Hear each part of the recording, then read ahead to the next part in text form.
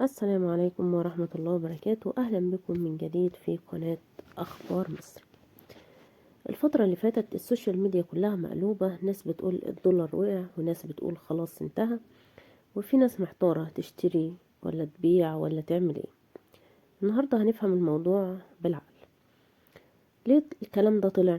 أي خبر اقتصادي بسيط أو أي تحرك في السعر بيتحول فجأة لعناوين ضخمة، والناس بتحب الجمل الصادمة زي الدولار مات، الدولار راح، مع ان الحقيقة بتبقى يعني ادق من كده بكتير واسهل من كده بكتير.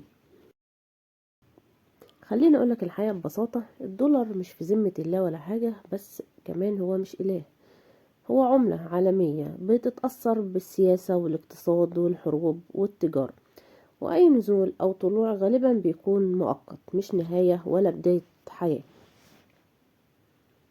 رأيي الشخصي، انا شايفه ان اخطر حاجه اننا نصدق اي ترند من غير ما نفهم المار الحقيقي، مش الجري ورا سعر ولا تهويل ولا فزع.